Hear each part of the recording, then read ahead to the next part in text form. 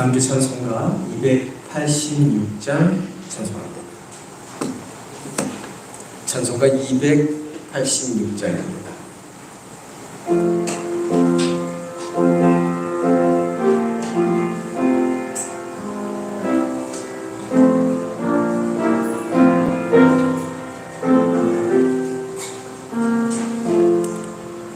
주 예수님 내 맘에 오사 날 붙들어 주시고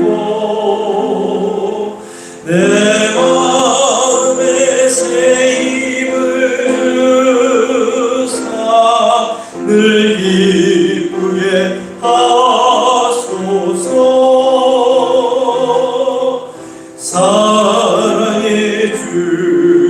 사랑의 주, 내 마음속에 찾아오사 내 모든 죄 사하시고 내 상한 맘 고치소서. 주 예수님 내 맘에 오사 내 소원 다하시고 내 무거운 짐 맡아주사 참 평안을 주소서. 사랑의 주, 내 마음속에 찾아오사 내 모든 죄 사하시고 내 상한 맘 고치소서. 주 예수님 내 맘에 오사 날 정결케 하시고 그대를 내 맘에 채워 늘 충만케 하소서. 사랑의 주, 내 마음속에 찾아오사 내 모든 죄 사하시고 내 상한 맘 고치소서. 주 예수님 내 맘에 오사 내 기도하시고 주 성령을 내 맘에 채워 늘 충만케 하소서.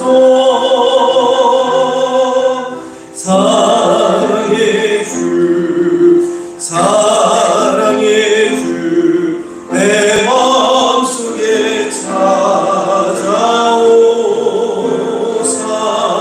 내 모든 죄 사하시고 내 상한 맘 고치소서.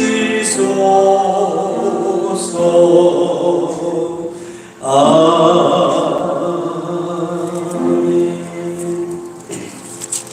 찬송가 324장입니다. 324장.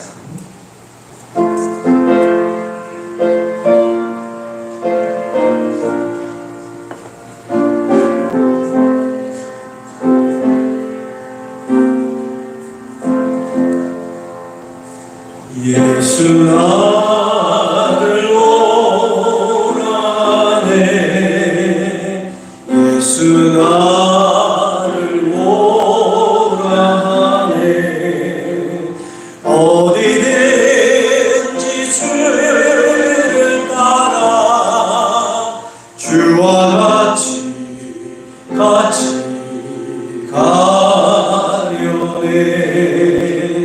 주의 인도하심 따라 주의 인도하심 따라 어디든지 주를 따라 주와 같이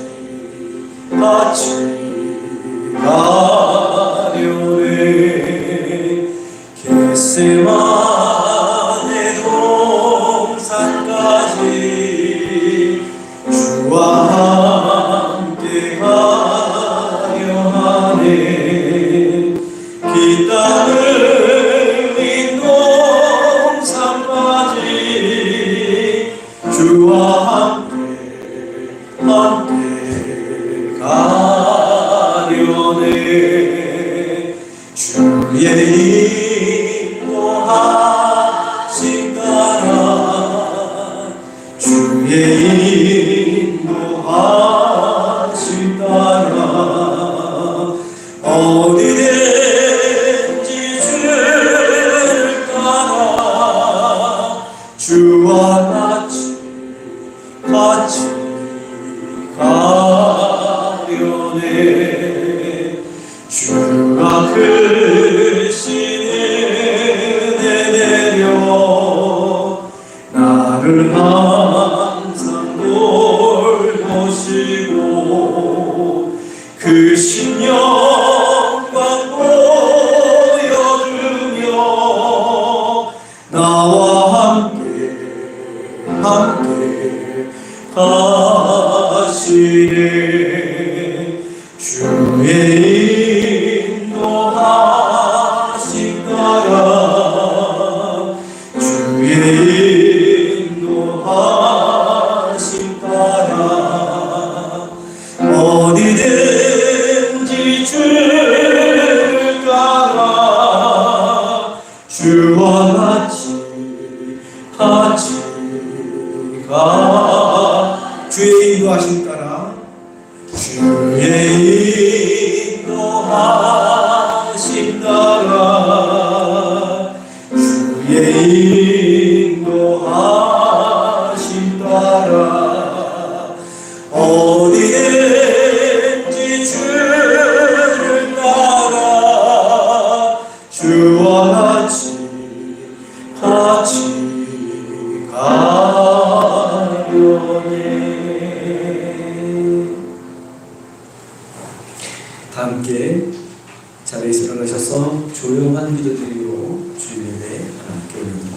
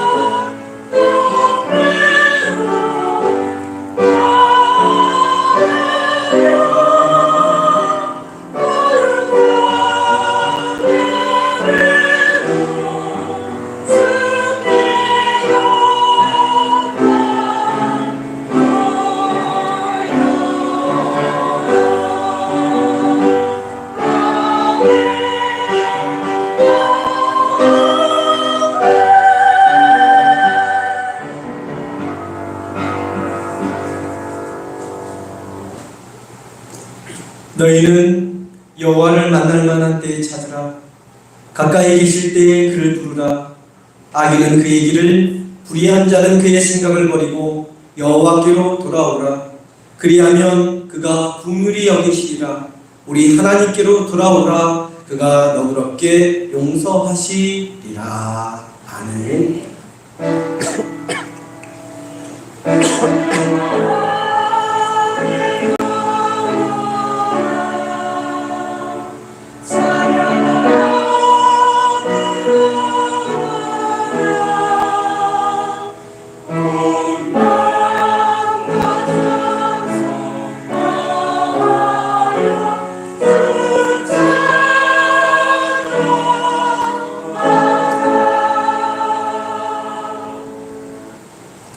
함께 경배와 찬양 예수 우리 왕이여 찬양합니다.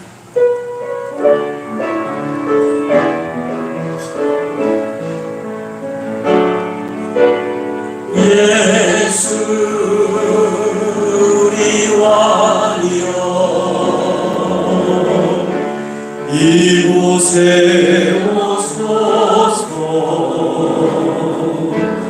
보좌로 주여 임하사 찬양을 받아 주소서 주님을 찬양하오니 주님을 경배하오니 왕이신 예수여 오셔서 좌정하사 다스리 우리 하나님께 두 손 올려 찬양합니다. 예수 우리 왕이여 예수 우리 왕이여 이곳에 오소서 보좌로 주여 임하사 찬양을 받아 주소서 주님을 찬양하오니 주님을 경배하오니 왕이신 예수여 오셔서 좌정하사 다스리소서.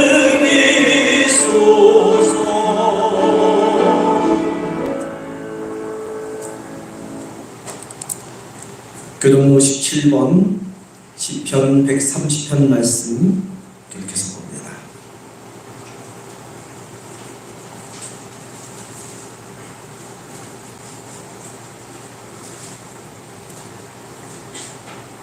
여호와여 내가 깊은 곳에서 주께 부르짖었나이다. 주여 내 소리를 들으시며 나의 부르짖는 소리에 귀를 기울이소서. 여호와여 주께서 죄악을 지켜보실 텐데 주여 누가 하시리이까. 그러나 사유하심이 주께 있음은 주를 경외하게 하시리이다.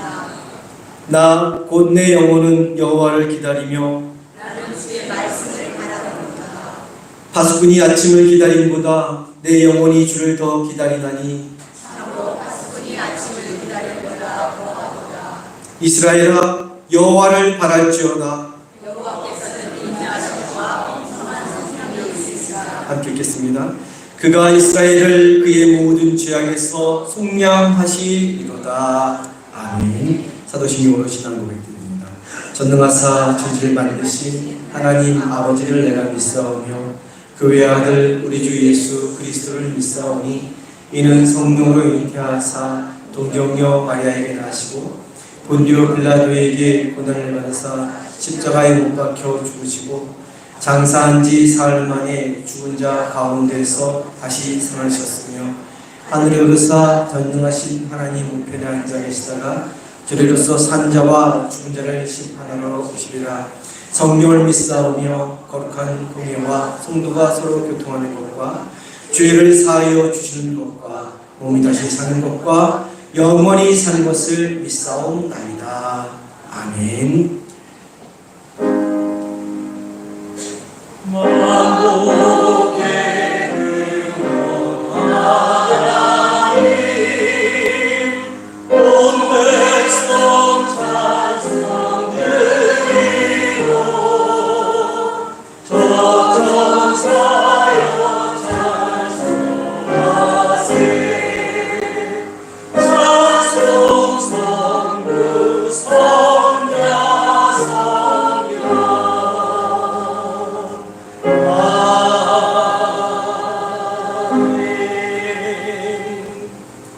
자리에 앉아주시기 바랍니다. 김현자 권사님 나오셔서 대표하여 기도해 주시겠습니다.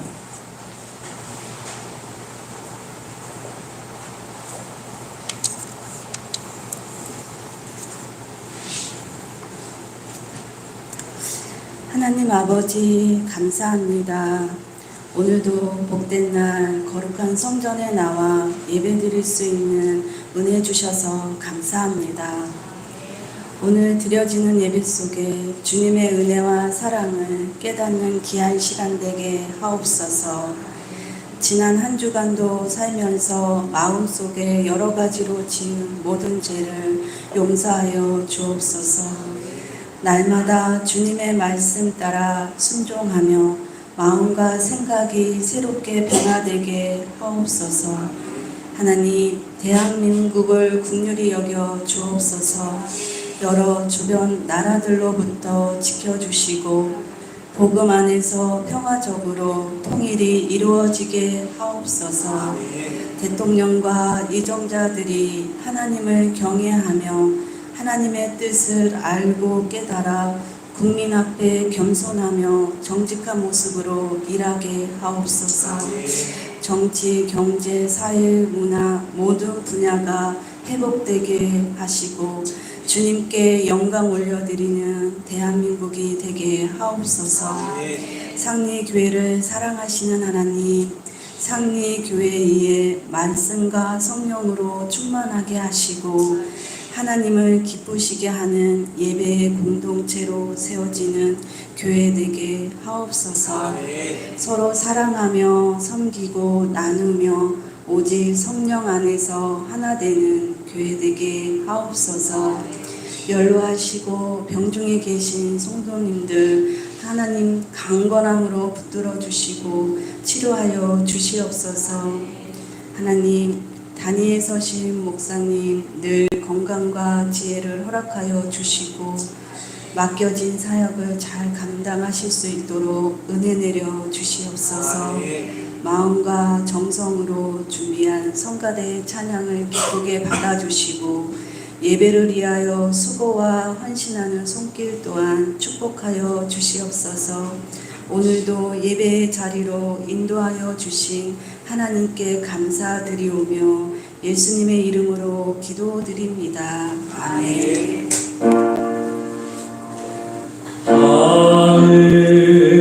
하늘에 계신 아버지 이름 거룩하사 주님 나라 임하시고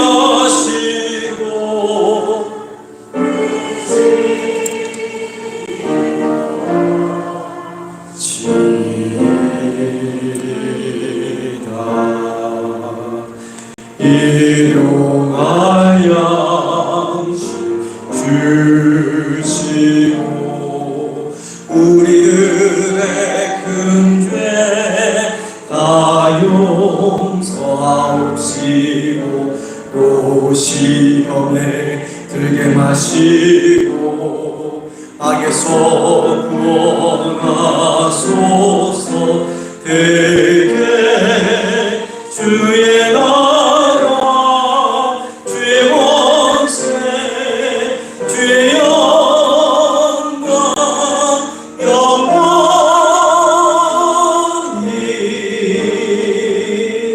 아멘.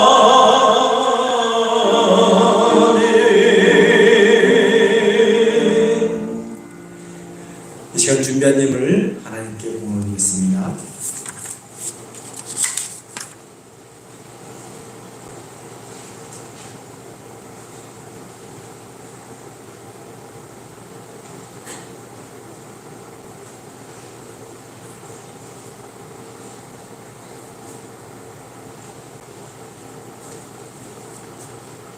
우리 삶의 주인이 되시며 산소망이 되신 하나님, 주님의 날, 거룩한 날, 온 교우가 한자리에 모여 신령과 진정으로 예배하며 하나님께 존귀와 영광과 찬양을 올려드리게 하시니 감사를 드립니다.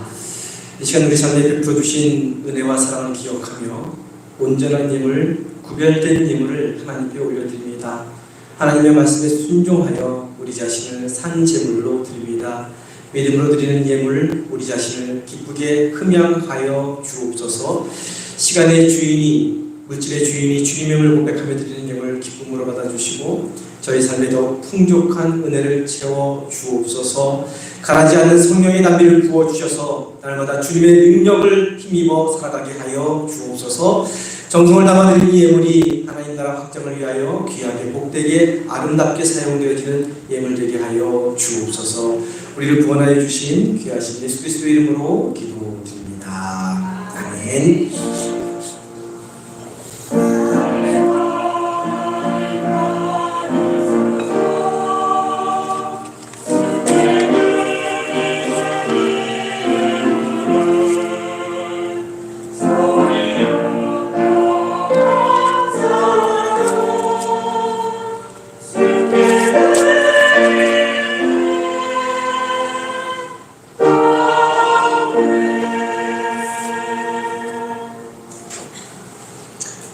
귀하고 복된 날 주님의 성전에 나오신 성도님들을 환영하고 축복합니다. 옆에 계신 분들, 앞에 계신 분들 일주일 만에 뵙죠. 인사합시다. 사랑합니다.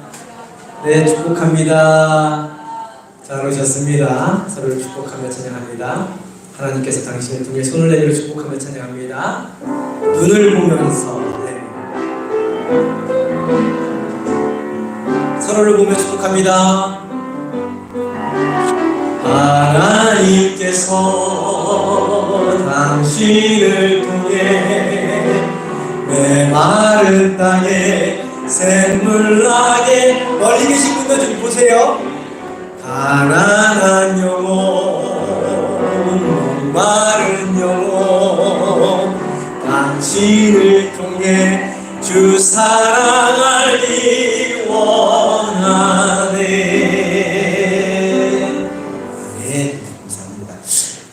많이 아프신 분들이 많이 계신다고 연락이 오면 감기 조심하십시오. 네, 특히 이제 몸이 약하신 분들은 마스크 좀 꼭 착용하시고 그렇게 얘기해 주시기 바랍니다. 감기 걸리지 않도록 조심하시고 독감이 좀 유행이다 봅니다.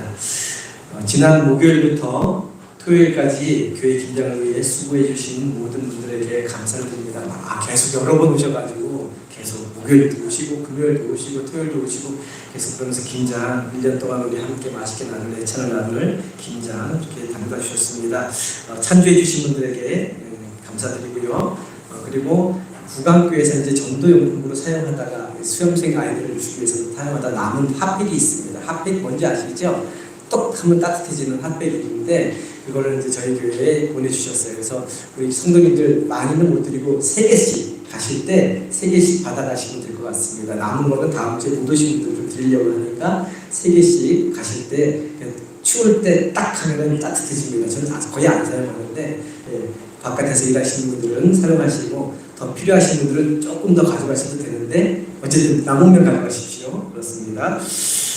기획위원회 지난주에 회의했습니다. 내용 알려드리면 교회 땅이 지금 직접 토지공사에서 이 땅을 재정비하면서 저희 교회 땅을 이렇게 정비를 했습니다. 사실 이 식당 앞 도로가 저희 땅이 아니에요. 교회 국도입니다. 국도가 있는 자리인데 그 땅이 저희 교회 편입이 되고 나머지 땅, 짜투리 땅들을 또 주고 해서 이렇게 주고받는 형식으로 해서 사각형으로 만드는 그런 교회 땅 부지에 대한 정비를 했습니다. 그래서 줄어드는 부분이 있고 늘어나는 부분이 있는데 조금 늘어나서 저희가 좀 지불을 해야 되는 상황인데 교회 앞 도로가 한 60. 죄송합니다.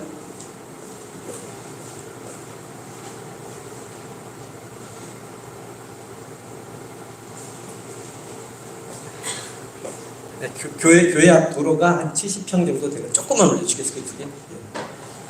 교회 앞 도로가 70평 정도 되는데 그걸 매입을 하게 되면 아마 저희가 부담을 덜 하게 되고 수입이 생길 것이고 아니면은 한 2천만 원에서 3천만 원 저희가 지불하고 땅을 정비하는 그런 작업이 아마 올해 내년 초에 진행이 될 예정입니다. 그리고 교회 땅이 정비가 되면 혹시 수익이 생기면 우리 교회 내부 공사든 외부 공사든 좀 나눠서 한꺼번에 교회 리모델링을 하기가 좀 어려울 것 같아서 비용이 많이 들어서 좀 나눠서 할 수 있을 좀 내년에 또 다시 계획을 잡을 예정입니다. 그리고 12월 둘째 주 당회 구역회 있습니다. 우리 속장님들 또한 주변에 계신 분들 중에 직분자, 집사, 권사 청구하실 분들 있으면 청구해 주시기 바랍니다. 그래서 교회 보수공사도 같은 내용입니다. 그렇게 땅이 정비가 돼서 수익이 생기면 진행이 될 수 있고 수익이 안 생기면 좀 포기할 수 있는 그런 부분입니다. 그리고 2024년도에는 전도대를 좀 구성하려고 합니다. 그래서 저기 아파트 앞이든 연천역 앞이든 이렇게 한번 나가서 좀 구체적인 계획은 안 잡혔는데 전도대를 구성해서 시간 되시는 분들은 함께 모여서 전도할 수 있는 그런 전도대를 구성할 예정입니다. 그리고 목회자 자녀 학비 책정 문제에 대해서 또 이렇게 얘기를 나눠 주셨습니다. 연천지방위원회는 꼭 평화로운 지방이 되도록 기도해 주시고 우리 아프신 한우들 박문희 집사님, 김영덕 성도님 위해서 기도해 주시고 또 아프신 분들이 많이 계십니다. 병원 갔다 왔다 하시는 분들이 많이 계십니다. 우리 임만배 박사님도 병원에 입원하셨다가 또 퇴원하셨는데 위해서 아프신 한우들을 위해서 많이 기도해 주시기를 바랍니다. 찬송가 278장 찬송합니다.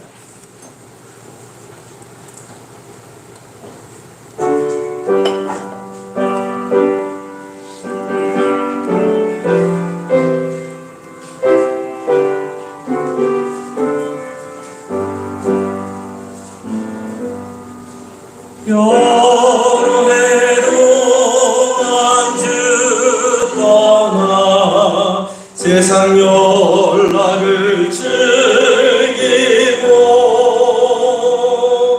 저 흉악한 죄에 빠져서 주를 잊었네.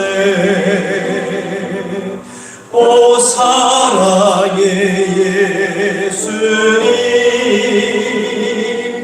내 맘을 곧 엽니다. 곧 들어와 나와 함께하며 내 생명이 되소서. 최악의 죽을 인생을 심히 불쌍히 여기사 저 하늘의 영광 버리고 이 세상에 오셨네. 오 사랑의 예수님 내 맘을 곧 엽니다. 곧 들어와 나와 함께하며 내 생명이 되소서.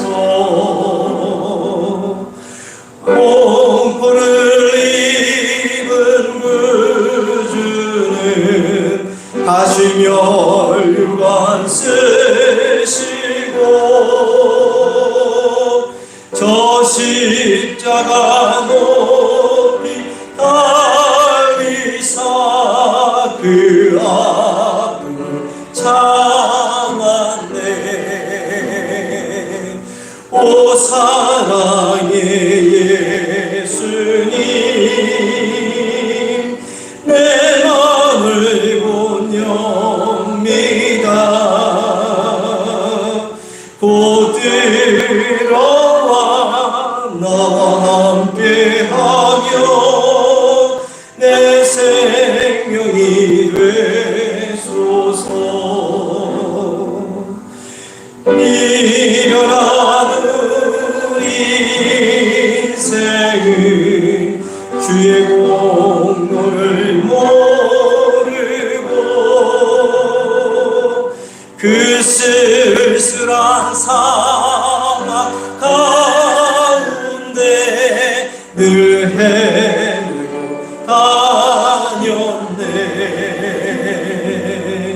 오 사랑의 예수님 내 맘을 곧 엽니다. 곧 들어와 나와 함께하며 내 생명이 되소서.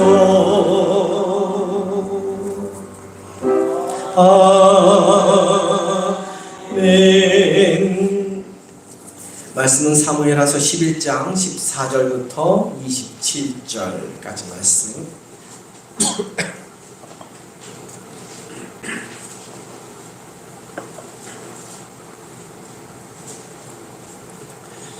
사무엘하 11장 14절부터 27절까지 말씀 저와 함께 교육해서 봅니다. 제목을 보겠습니다. 아침 이름에 다윗이 편지를 써서 우리아의 손에 들려 요압에게 보내니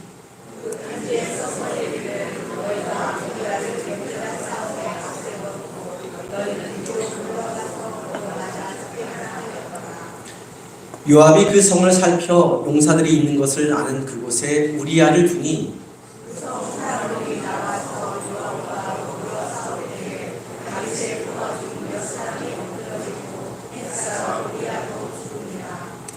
요압이 사람을 보내 그 전쟁의 모든 일을 다윗에게 보고할세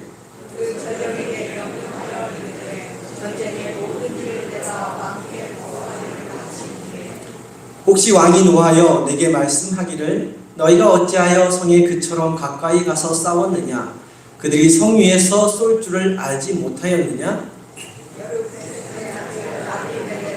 저 죽인 자가 누구냐 우리의 던짐에 베레스에서 죽지 아니하였느냐 어찌하여 성에 가까이 갔더냐 하시거든 내가 말하기를 왕의 종 햇사람 우리아도 죽었나이다 하라. 전령이 가서 다윗에게 이르러 요압이 그를 보낸 모든 일을 다윗에게 아뢰어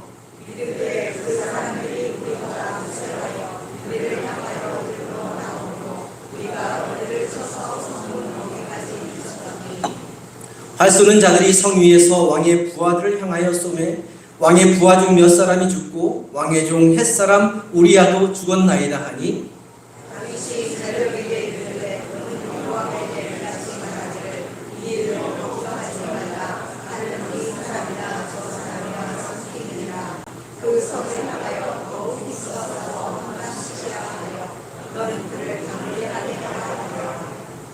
우리아의 아내는 그 남편 우리아가 죽었음을 듣고 그의 남편을 위하여 소리내어 우니라. 한 장례를 마침내 다윗이 사람을 보내 그를 왕궁으로 데려오니 그가 그의 아내가 되어 그에게 아들을 낳으니라. 다윗이 행한 그 일이 여호와 보시기에 악하였더라. 아멘. 성가대의 찬양이 있겠습니다.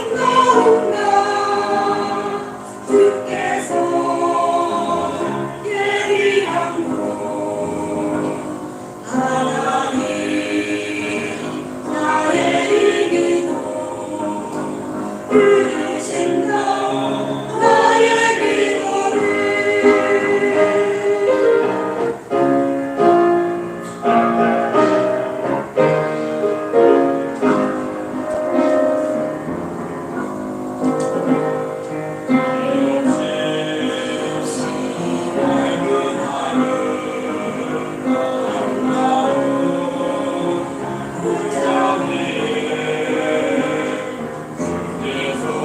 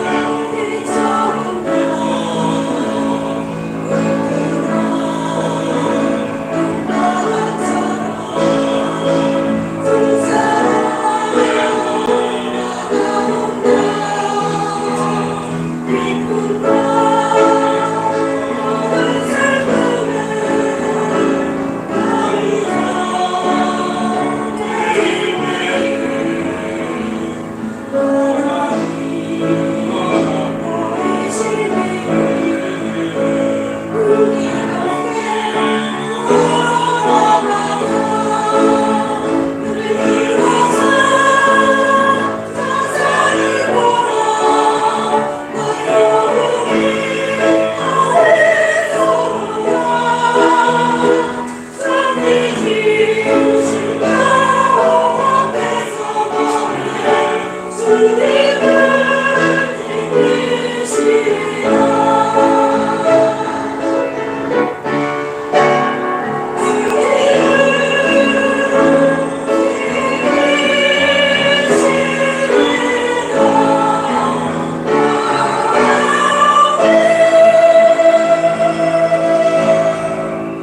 우리 하나님께 영광의 박수 올립니다. 예언자의 성가대에게 큰 격려의 박수 보내주시기 바랍니다. 감사합니다.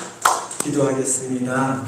우리의 출입을 지켜주시는 하나님, 우리의 도움이 주님께서 오는 것을 잊지 않고 사는 저희 모두가 되게 하여 주옵소서.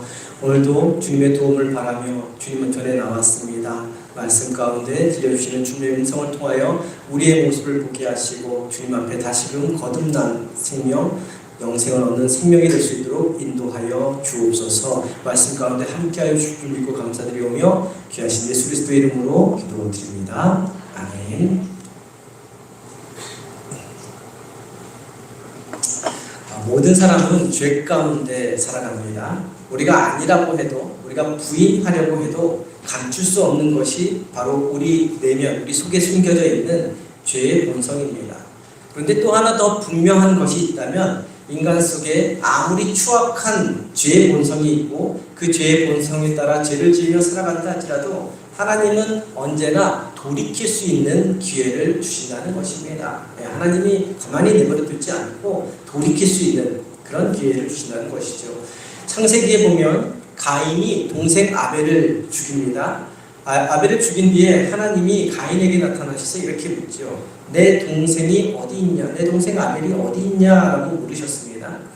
하나님은 이미 가인이 아벨을 죽인 것을 알고 계셨습니다. 보고 계셨습니다. 그런데 이미 다 알고 계시면서도, 보고 계셨으면서도 왜 동생 아벨을 죽였냐고 바로 책망하고 심판하지 않으시고 내 동생 아벨이 어디 있느냐라고 물으신 것일까요?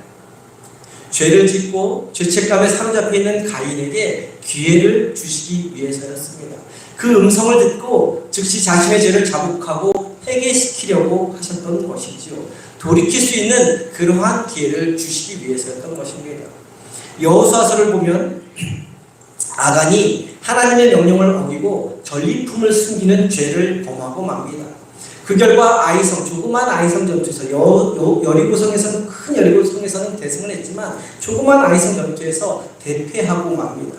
패배의 원인을 찾던 중 누군가 하나님의 명령을 어긴 것을 알게 되었고 차례로 지파별로, 가족별로, 그리고 남자들로 제비를 차근차근 뽑게 했습니다. 결국 아간이 뽑히게 되어 아간과 그의 자녀들이 아골골짜기라는 곳에 생매장 당하고 말았습니다. 그런데 하나님이 아간이 죄를 몰라서 제비를 뽑으라고 하신 것이 절대로 아니었습니다. 이미 아간이 저지른 범죄를 다 알고 계셨고 지켜보고 계셨습니다.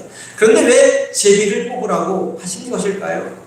그 이유 역시 제비에 뽑히기 전에 아간에게 돌이킬 수 있는 그러한 기회를 주시기 위함이었습니다. 자신의 잘못을 드러내고 자복하게 해서 회개시키려고 하셨던 것이죠. 돌이킬 기회를 주시고자 하신 것입니다. 하나님이 이처럼 항상 죄의 길에서 돌이킬 수 있는 기회를 주시는 분이십니다. 그러나 가인이나 아간은 끝까지 돌이키지 않았습니다. 끝까지 자신의 잘못을 숨기고 끝까지 변명과 핑계로 상황을 모면하다가 결국은 마지막에는 돌이킬 수 없는 길로 가고 말았던 것이죠. 오늘 우리가 함께 읽은 말씀은 다윗이 마침내 바세바의 남편 우리아를 죽이는 말씀인데 멈추지 않는 죄의 힘의 파괴력에 대해서 잘 보여주고 있습니다. 다윗이 왜 무너졌습니까? 바로 죄를 멈출 수 있는 기회를 놓쳤기 때문이었습니다. 사실 다윗뿐만 아니라 남자라면 누구도 자신도 의식하지 못한 채 우연히 목욕하는 아름다운 여인의 몸을 볼 수는 있습니다. 지나가다가 볼 수는 있습니다. 그러나 바로 그 순간 눈을 다른 곳으로 돌이킬 수도 있었습니다. 눈을 다른 곳으로 돌리는 것, 이것이 죄로부터 돌아설 수 있는 첫 번째 기회였습니다. 종교개혁자였던 마틴 루터가 이런 말을 했습니다. 하늘에 나는 새 있죠. 새가 머리 위로 지나가는 것 우리가 어떻게 할 수 없죠. 갑자기 지나가는데 수 없지만 머리 위에 앉아서 둥지를 트는 것은 막을 수 있다라는 말을 했습니다. 무슨 말이냐면 내가 의도하지 않고 내가 계획하지도 않고 내가 원하지도 않았는데 죄악된 생각이 머릿속에 갑자기 떠오를 수 있고 내 생각을 스쳐 지나갈 수 있다는 것입니다. 그러나 그 죄가 머릿속에 자리를 잡고 둥지를 틀어서 행동으로 옮기게 하는 것은 막을 수 있다는 것이죠. 내가 흩어버리면 되는 거죠. 그죠? 흩어버리면 되는 겁니다. 그런데 이 죄는 내 의지로는 안 되고 내 결단으로는 힘들지만 나와 함께 하시는 하나님을 내가 그 상황에서 의지한다면 내 안에 살아있는 그 영성을 죽이지 않는다면 죄가 머릿속에 자리 잡고 행동으로 옮기게 하는 것은 막을 수 있다는 것입니다. 다윗은 죄에서 돌이킬 수 있는 기회, 곧 눈길을, 그 여인을 쳐다보는 눈길을 돌릴 수 있는, 다른 곳으로 돌릴 수 있는 기회가 있었습니다. 게다가 그 여인은 유혹하기 위해서 몸을 씻고 있는 것이 아니었습니다. 율법이 정해진 대로 해가 진 후에 몸을 정결하게 하기 위한 정결의식으로 몸을 씻고 있었던 것입니다. 다윗도, 말씀을 통달했던 다윗도 그 사실을 잘 알고 있었을 것입니다. 조금만 정신을 차렸더라면, 조금만 거룩한 왕으로 깨어 있었더라면 눈길을 돌릴 수 있었을 것입니다. 그러나 다윗은 자신의 그 눈길을 돌리지 않았습니다. 안목의 정욕에 빠져 자기 자신과 함께 하시는 하나님을 무시한 것이고 자신의 파란만장했던 고난과 고통의 삶 속에서 살아 꿈틀거렸던 그 광야의 영성마저 다 죽이고 말았던 것이죠. 지난주에 함께 읽은 2절 말씀을 잘 살펴보면 밧세바가 아름다운 여인 절세 미인이었다는 기록은 나오지 않습니다. 단지 아름답게 보였다라는 말만 2절 말씀에 나오는데 그러면 누구에게 아름답게 보여진 것인가요?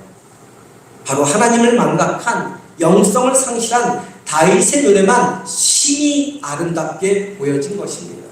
안목의 정욕에 사로잡혀 제가 다윗의 머릿속에 둥지를 틀었기 때문에 그의 마음에 정욕이 불붙듯 일어나게 된 것이죠. 그래서 두 눈이 욕망의 감각에 마비되어 자신을 정결하게 하기 위해 씻고 있는 그 여인이 심히 아름답게 보여진 것입니다. 그런데 이 안목, 눈의 정욕에 사로잡히게 되면 그래서 죄의 생각이 머릿속에 둥지를 틀기 시작하면 그 다음은 여지없이 행동으로 옮기게 됩니다. 그래서 다윗이 채찍근 신하를 보내서 그 여인이 누구인지 알아보고 오라고 하지 않았습니까? 그 여인을 알아보고 온 신하가 그는 엘리암의 딸이요 햇사람 우리아의 아내 밧세바가 아니니까? 라고 질문하며 다윗의 그 거룩한 영성을 건드렸을 때 더 큰 행동으로 옮겨가는 그 죄의 힘을 멈출 수 있었던 두 번째 기회가 있었습니다. 거기서 끝냈어야 했습니다. 신하의 말을 하나님의 말씀으로 듣고 거기서 멈췄어야 했습니다. 근데 안목의 정욕과 욕심에 사로잡혀 눈이 멀게 되니 남편이 있는 부인, 그것도 다윗 자신을 위해 목숨을 바칠 정도로 충성된 부하의 부인을 데리고 오라고 한 것이죠. 결국 왕의 권력으로 힘없는 부하의 여인을 격탄하고 임신을 시키고 만 것입니다. 안목의 정욕으로 시작된 죄의 힘이 잘못된 행동으로 계속 이끌어간 것이고 죄악의 결과를 가져오게 된 것이죠. 근데 다윗은 자신이 저지른 범죄가 드러나는 것이 무서웠습니다. 죄를 짓고 나니까, 잘못을 하고 나니까 그게 드러나는 게 이제 무서워진 겁니다. 창피해지는 것이죠. 그래서 그 죄를 덮어버리기 위해서 전쟁터에서 용맹하게 싸우고 있던 우리아를 예루살렘 집으로 불러들여 집에 보냅니다. 그러나 충신이었던 우리아는 집에서 아내와의 행복한 시간을 보내는 것보다는 자기 부하들과 왕궁문에서 함께 지내며 잠을 청합니다. 아직 전쟁이 한창이었기 때문에 자신 혼자 집에 가서 여유롭게 시간을 보낼 수 없었기 때문이었습니다. 이처럼 우리아는 충신 중에도 충신이었습니다. 이런 사람이 옆에 있으면 얼마나 든든합니까? 결국 그러나 다윗은 자신의 죄를 덮고자 하는 계획이 모두 실패로 돌아가자 우리아를 죽이려고 했고 자신의 생각과 계획대로 우리아를 치열한 전쟁터 한복판으로 내몰아 죽이고 말았던 것이죠. 이처럼 죄가 머릿속에 또아리를 틀고 죄된 생각, 죄된 마음이 우리 안에서 일어나게 되면 죄를 저지르고 그 죄를 덮기 위해 더 큰 죄를 저지르는 행동을 멈출 수가 없게 되는 것입니다. 또한 죄는 우리의 생각과 우리의 마음을 송두리째 바꾸어 버립니다. 이성과 상식을 잃게 만들고 판단력을 흐리게 만들어 완전히 다른 사람이 되게 만든다는 것이죠. 예전에 제가 어렸을 때 동네에서 말썽을 피우던 분이 항상 있었습니다. 굉장히 얌전하고 굉장히 차분하고 굉장히 괜찮은 분인데 이분은 시간만 나면 그렇게 동네 아저씨들과 화투를 칩니다. 근데 화투를 치다가 돈을 잃게 되면 그렇게 얌전하시고 점잖으시고 착하시던 분이 완전히 딴 사람처럼 행동을 합니다. 막 화를 내고 물건을 던지고 모든 것을 다 때려 부숩니다.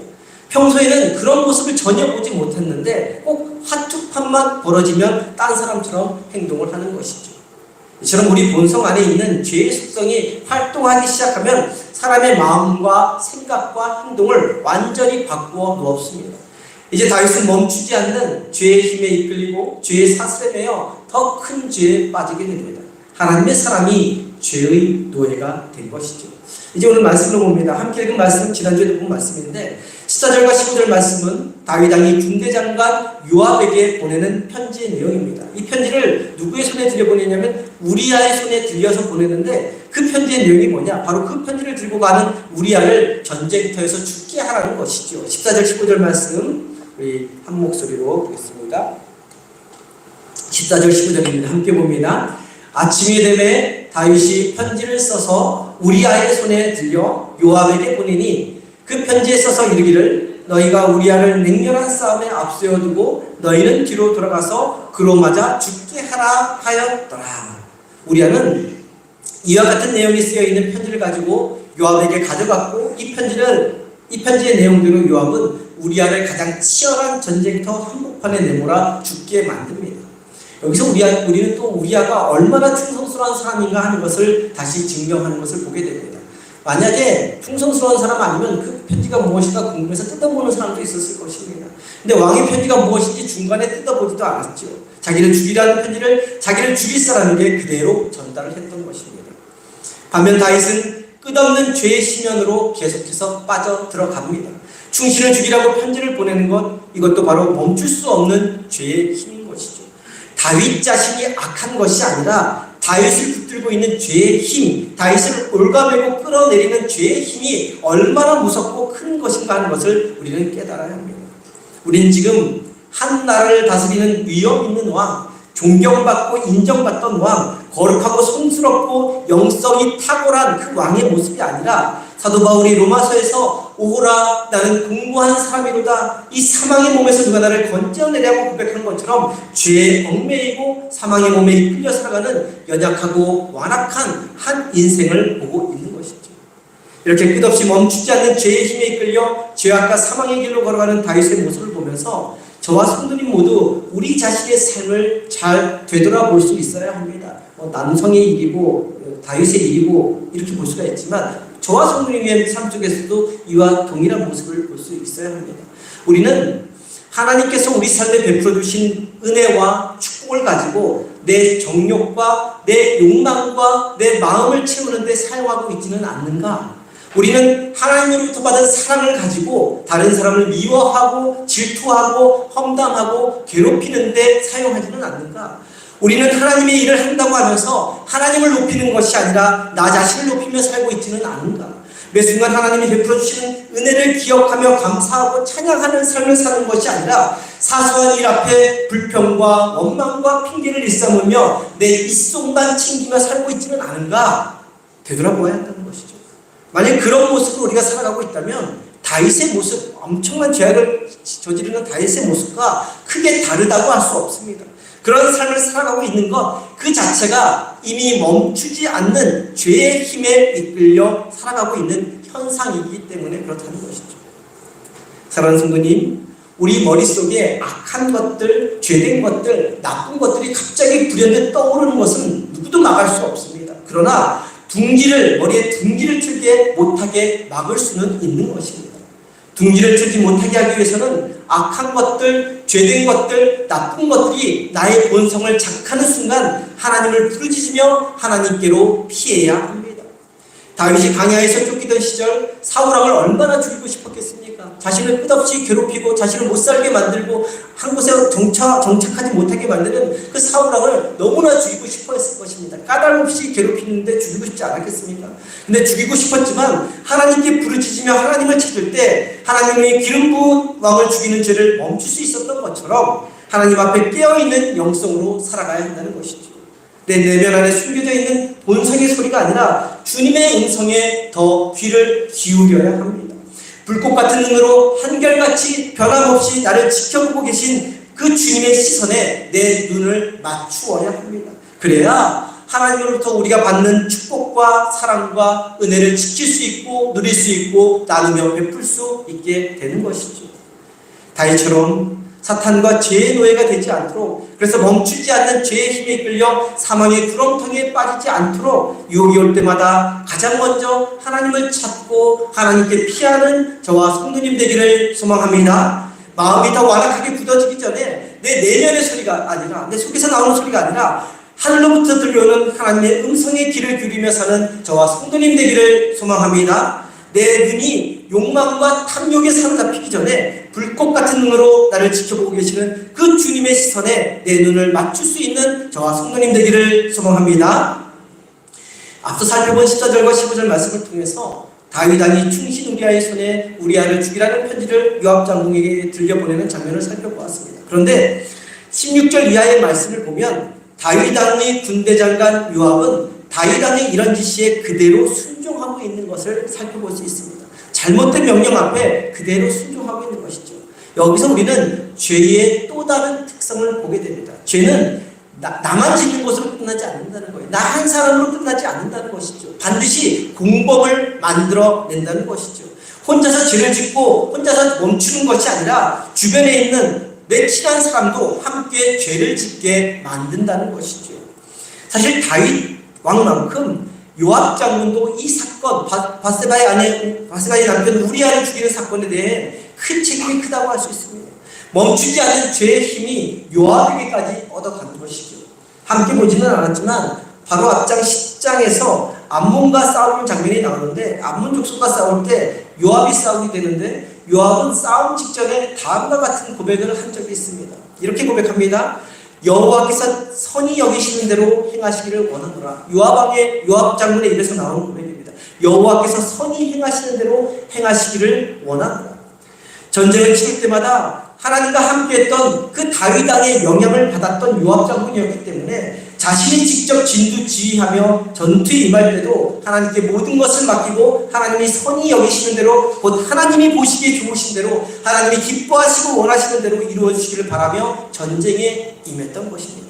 다윗으로부터, 자기가 섬기는 다윗으로부터 선한 영향력을 받아서 그대로 하나님께 모든 것을 맡기고 전쟁에 임했던 것입니다.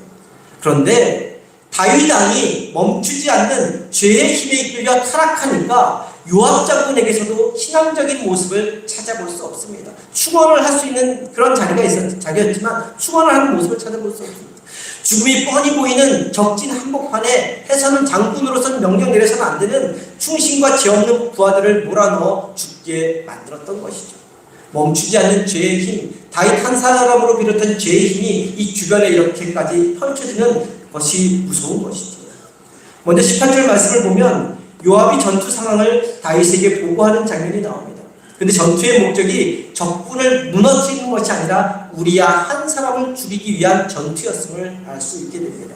전령을 통하여 우리야가 죽었음을 다윗 왕에게 보고하게 하는데 요압이 전령에게 다음과 같이 보고하라고 명령을 합니다. 혹시 다윗 왕이 왜 이렇게 성에 가까이 가서 싸웠느냐 묻거든 다윗 왕에게 우리야가 죽었다고 보고하라고 한 것이죠. 19절부터 21절까지의 말씀에 큰 내용이 나오는데 이 말씀이 의미하는 바가 있습니다. 평소 같았으면 이렇게 작전을 계획하지 않는다는 것이죠. 이런 무모한 작전, 해서는 안 되는 작전, 그냥 자살행위를 같은 작전을 펼치지 않는다는 거예요.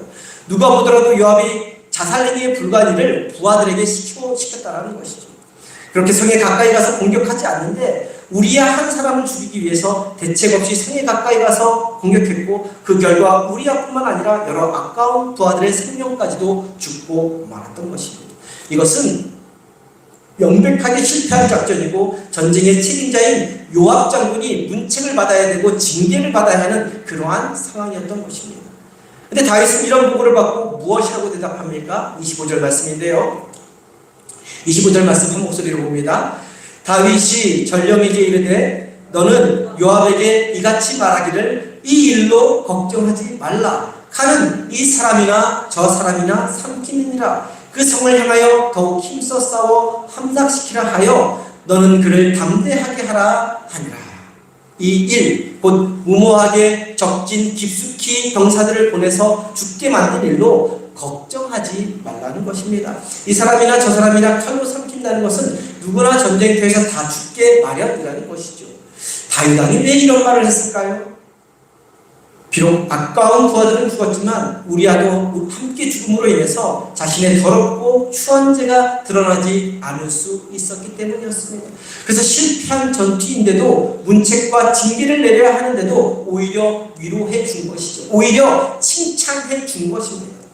이처럼 멈추지 않는 죄의 힘에 의해 이끌려 사는 사람은 또 다른 죄를 짓고도 심지어 무고한 사람을 죽이는 일을 벌이고도 아무런 죄책감을 느끼지 않습니다. 오히려 자신을 위해 목숨을 바치는 사람들을 죽이게 만들어 놓고 잘했다고 위로하고 칭찬하고 있는 것이죠. 멈추지 않는 죄의 힘에 이끌려 죄악의 수렁으로 빠져드는 이 다윗의 모습을 보면서 죄가 무엇일까 다시 한번 진지하게 우리는 생각해 보아야 합니다.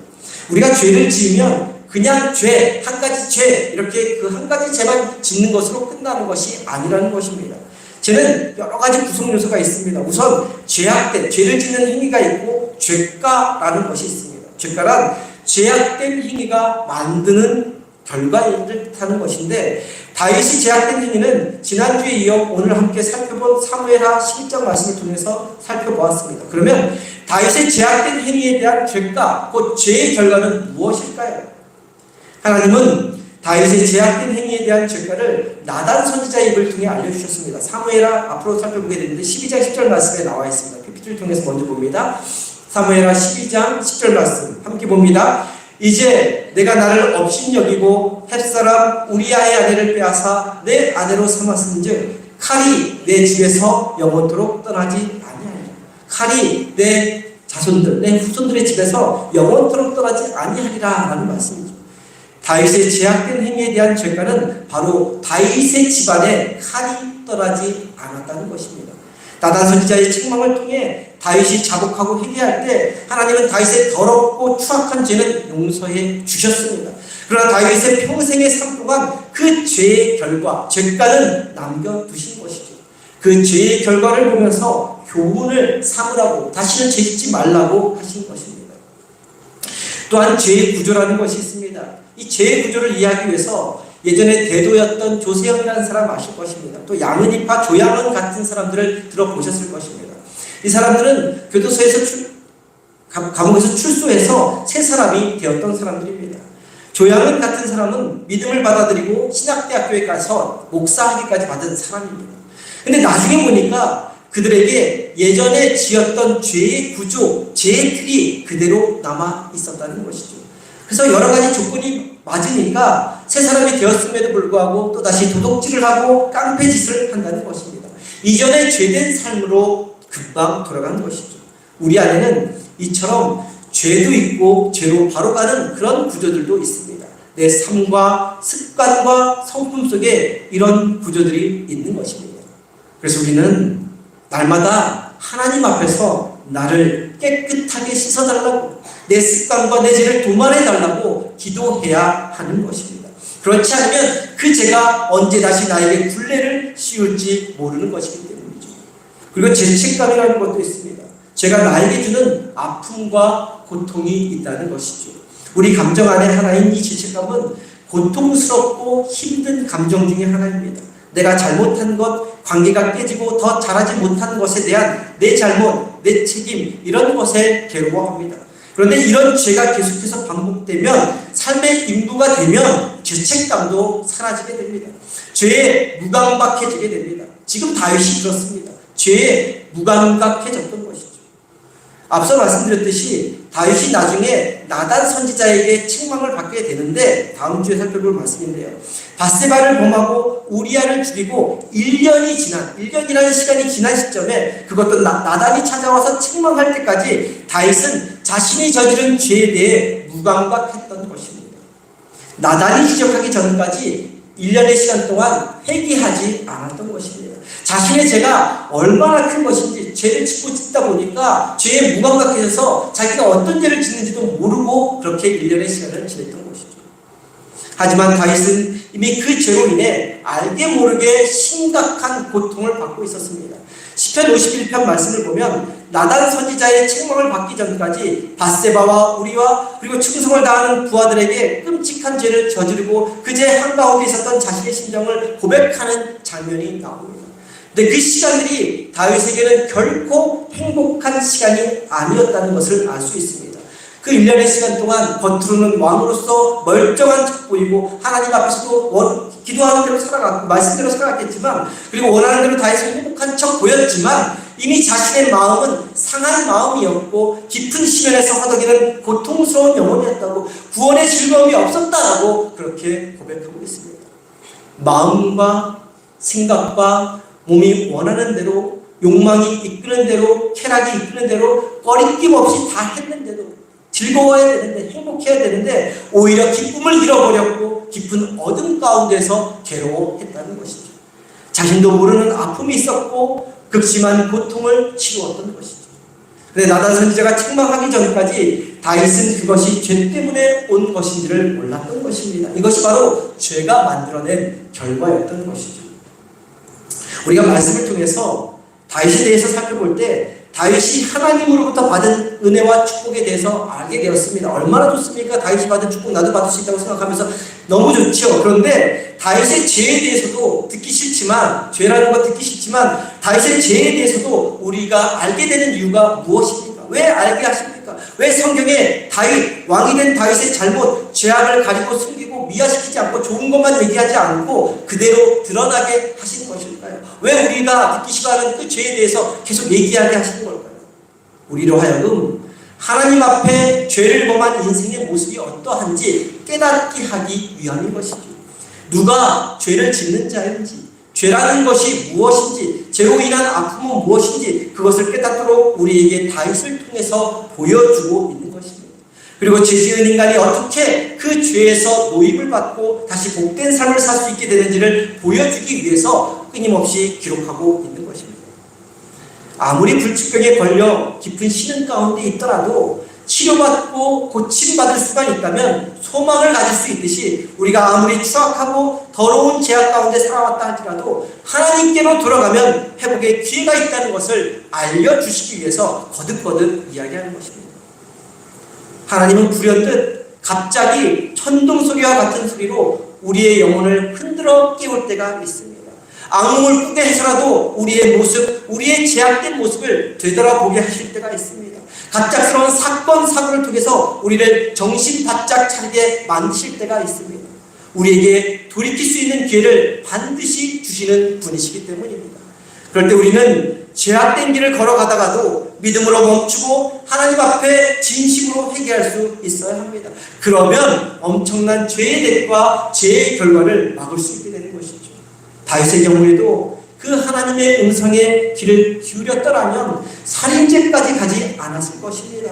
요압까지 죄를 짓게 만들지 않았을 것입니다. 하나님이 멈추라고 하는 음성이 들릴 때, 많은 표정을 보여주실 때 멈춘다면 하나님은 우리의 죄를 반드시 용서해 주십니다. 최소한의 죄값만 받게 하신다는 것이죠.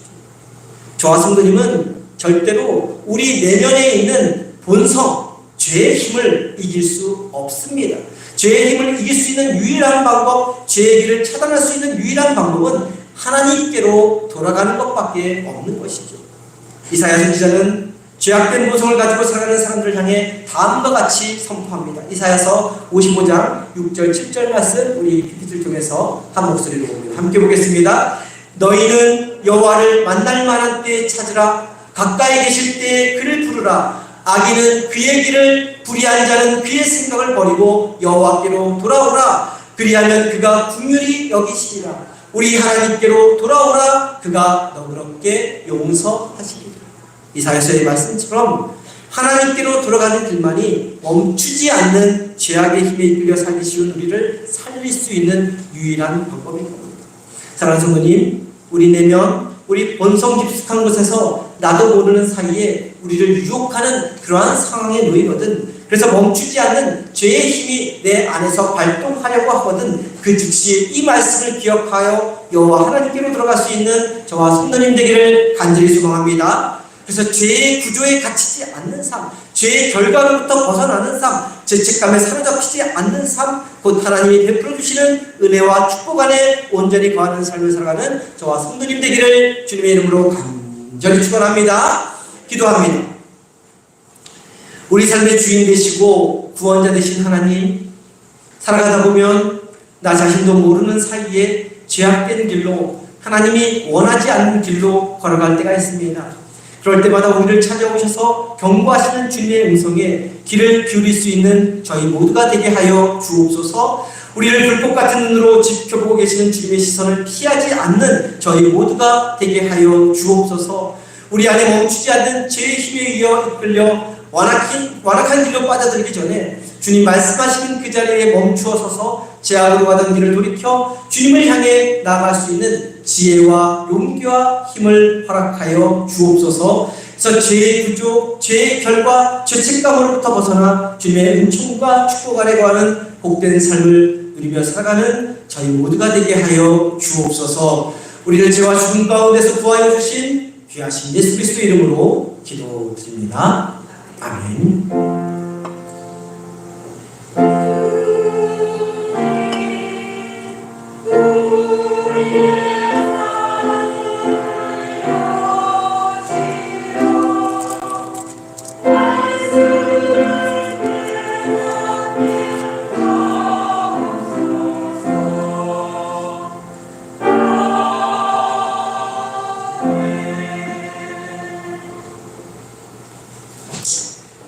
함께 자리에서 일어서서 찬송가 282장 찬송합니다.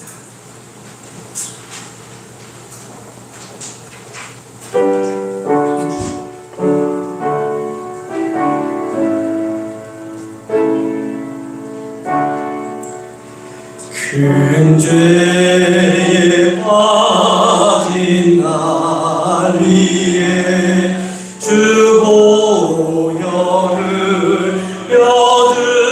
려드시고 또 나를 오라 하시니 주께로 걸어갑니다.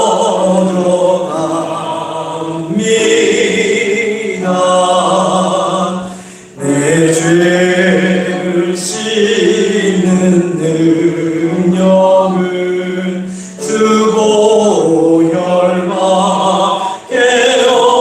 없으니 정하게 되기 원하여 주께로 걸어갑니다.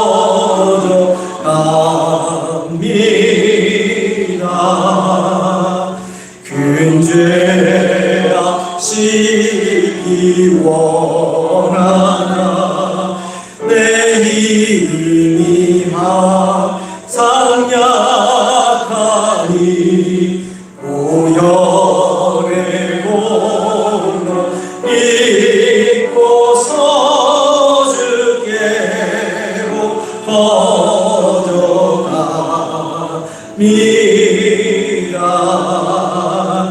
내 죄가 심히 무거워 구하여 줄이 없으니 내 의심 떨쳐 버리고 주께로 걸어갑니다.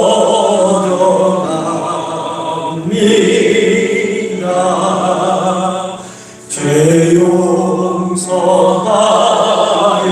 주시